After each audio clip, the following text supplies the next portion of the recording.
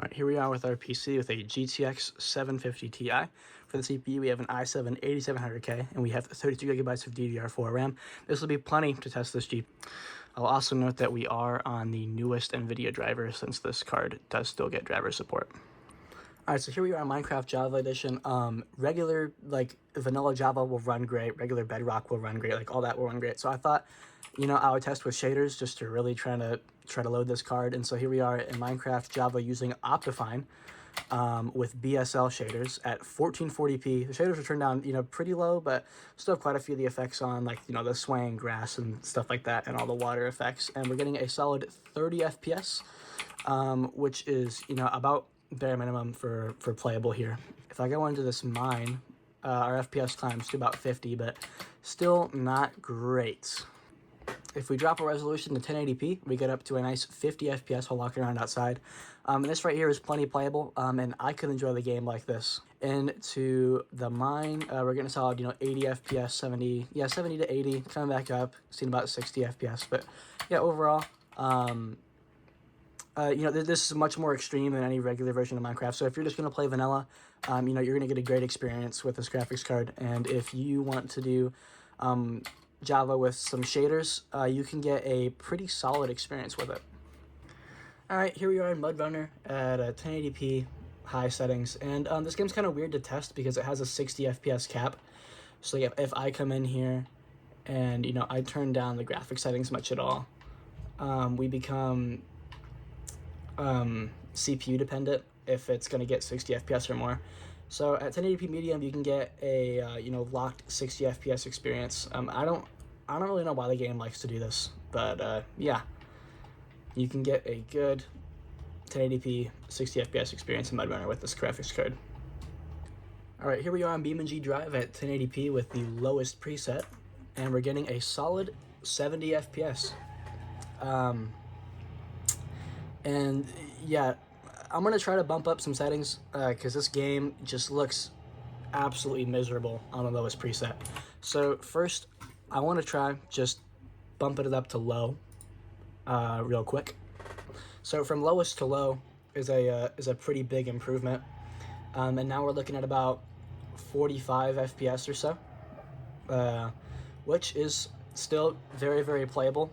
And yeah, overall in BFG, this is not a bad experience.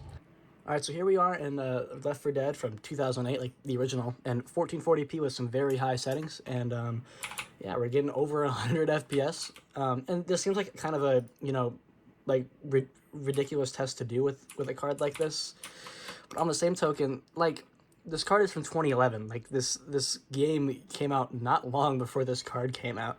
It's only about a 3-year gap, and yeah, you can play Left 4 Dead in 1440p, max settings, and expect, now that we're fighting, about 90 FPS or so. So, yeah, runs great. All right, fellas, I just tried to boot up Marvel Rivals. You can't even play it on here. DirectX 12 is not supported. Here we are in Red Dead Redemption 2. This game is sure something. We're at 720p, and it's like low medium settings. I can't turn down the settings. I can't turn up the settings. I can't change anything. I don't know what's going on with that. But so at the settings that I kind of just have to run, we're looking at a solid 20 FPS. This is not very playable. Here we are in War Thunder, just in a quick test flight. We're at 1080p low settings, and we're getting a solid 60 FPS. Sometimes a little bit more, but generally it's not really going to drop below 60. And yeah, that's about all you can ask for right there. So it's very, very playable. Yeah, I could definitely enjoy War Thunder like this. And actually, I enjoyed War Thunder on quite a bit worse than this with my first computer. So yeah, dude, this is a good experience in War Thunder. All right, I'm in PC Bloating Simulator 2, getting a little, getting 20 to 30 FPS. I guess what we're gonna do for this game is just we're gonna build the computer that we're running this on in real life in the game. They don't have my exact board. Well, this looks really close.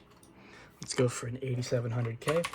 Let's do 32 gigs of some DDR4 to 3200 megahertz RAM. Where is this guy right here? I was able to build pretty much the exact hardware that this game was running on. So, yeah, overall, playable experience. Alright, we've got 3D Mark booted up. We're going to try running just regular Steel Nomad, and we'll see if this even works. I've gotten Steel Nomad to run on an RX 550, but that had twice the VRAM, so we'll see if it'll even run on this thing. It's loading up now. What do we got? We got 1 FPS. Can't even really tell what's going on. Oh my gosh, we got 0.6 FPS reported in the software. I didn't even see that. 0.6, 0.5. Oh my goodness, dude. It did actually finish. And of course, it scored as legendary. It scored as legendary because, you know, nobody else has tried to run this on a 750 Ti. Oh my gosh, 0.65 FPS. All right, dude. Well, I would say overall that the GTX 750 Ti can get you a half-decent experience in 2025. If you're only going to play older games, the thing doesn't even support DirectX 12, so there are a lot of new games, like any Unreal Engine 5 game, you will not be able to even load up at all. But if all you were playing are some older, lighter games, this could be a good card for you, but I would not recommend paying any more than $30 for this. And even at $30, I feel like you could find something else that's better.